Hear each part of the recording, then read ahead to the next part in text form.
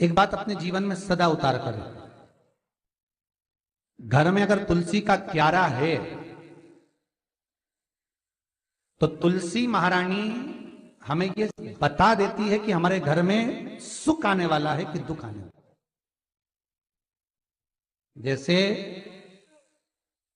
शनि अपना प्रकोप दे रहा है या शनि उतर रहा है, ये किसी से पूछने की जरूरत नहीं पड़ती, अपने आप मालूम पड़ जाता है। कैसे? शनि कथा अगर आपने सुनी हो तो उसमें व्याख्यान आता है शनि कथा में, पांव की चप्पल बार बार टूट रही हो,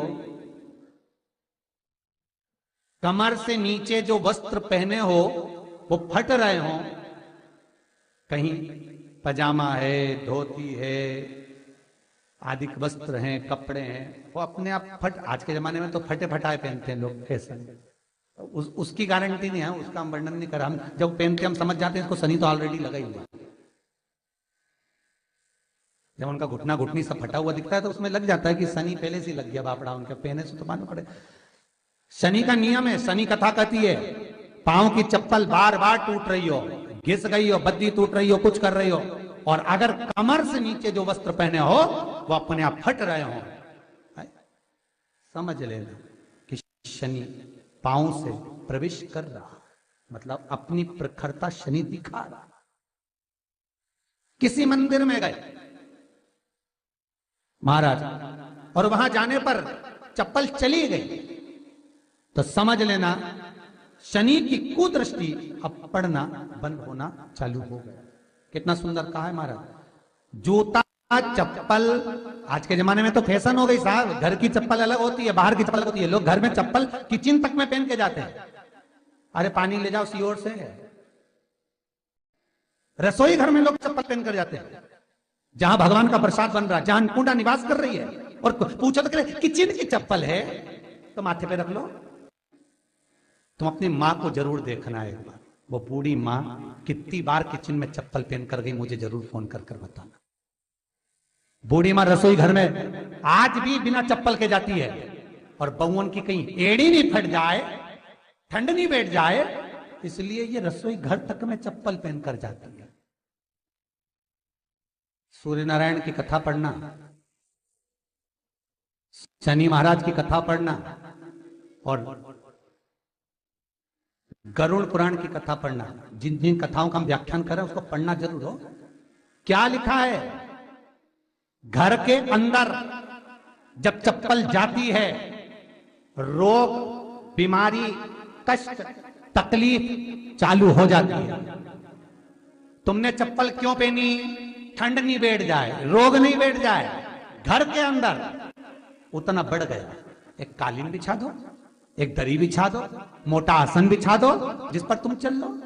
जरूरी है कि कई कई लोगों को हमने ये भी देखा कि कालीन पर भी चप्पल पहन के चलते,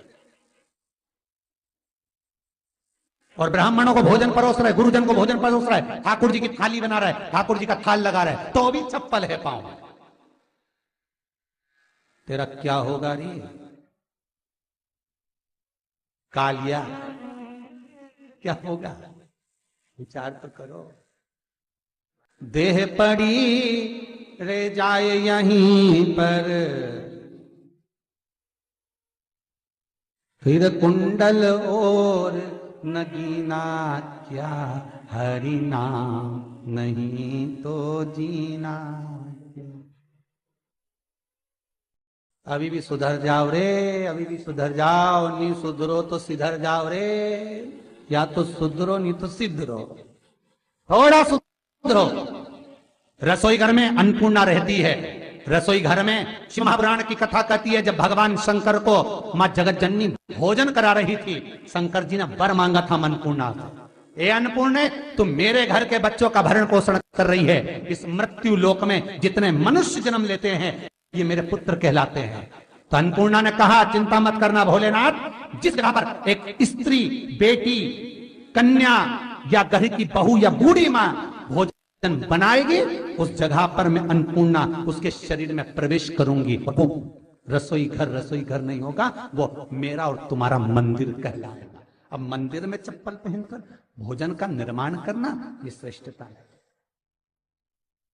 एक आसन पटक लो आप रसोई घर के अंदर, जिस आसन पे खड़े होकर आप भोजन बना लो, मोटा सा आसन रख लो, चप्पल की जरूरत ही नहीं। श्रीमद् भागवत कथा कर रही है तुलसी का मात्र तो शनि अपनी दृष्टि बता देता है। शास्त्र कहता है जब घर के अंदर प्रवेश करने के, जब आप घर में प्रवेश करें तो एक कोने में चप्पल को उतार दें, बाहर जगह नहीं है तो घर के अंदर प्रवेश कर कर लेफ्ट में चप्पल को उतार दें, और 7 या 3 कदम के अंदर चप्पल उतर जाना चाहिए घर के अंदर में। और उसके बाद अगर चप्पल अंदर प्रवेश कर रही है तो राहु केतु शनि के साथ प्रवेश करते हैं, जिसके घर में बीमारी कभी पीछा नहीं छोड़ती। शनि कथा, सूर्य की कथा का स्मरण करिए, आपको मालूम है, पहचान हो जाता है। महाराज तुलसी बता देती है कि आपके घर की दशा क्या है। बार बार जल डालने के बाद भी तुलसी सूख रही है, बार बार आप पूजन कर रहे हैं, पाठ कर रहे हैं तो भी तुलसी के दल सूख रहे हैं, तुलसी बता देगी कि तुम्हारे घर में तकलीफ आने वाली है, कष्ट आने वाला है, सूख रही है। किसी ने जरूर कुछ ना कुछ ऐसा है कि इसमें घर में तकलीफ आएगी, तुमने लगाया फिर सूखी, फिर लगाया फिर। तुलसा महारानी बता देती है कि कष्ट है। और जिस गमले की तुलसा घेर घमोर हो, फलित हो, आनंद में हो, तो उस घर में फिर दुख नहीं आता, समृद्धि खुद बढ़ती चली।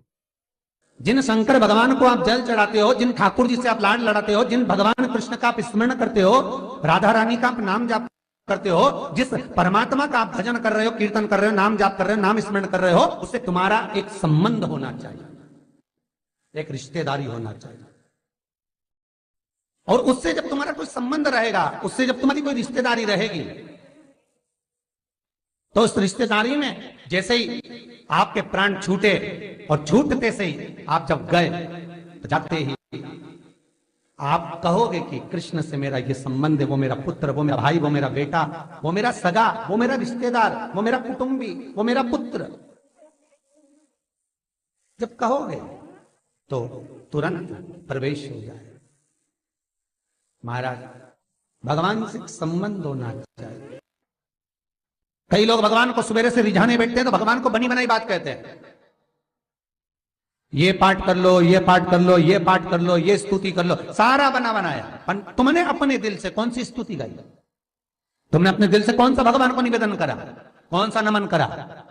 बस सवेरे उठना है, नहाना है, भगवान के सामने जाना है, भगवान को नहलाना है, कपड़े पहनाना है, अगरबत्ती लगाना है, थोड़ा सा शक्कर का भोग लगाना। इतने सारे देवी देवता, शंकर जी, राम जी, गणेश जी, सारे देवता, और 2 खुरमा लेके आए, 1 बालूशाही लेके आए, 2 मठरी लेकर आ गए, 1 मठरी लेकर आ गए, और भगवान को इतनी सी कटोरी में रख दिया।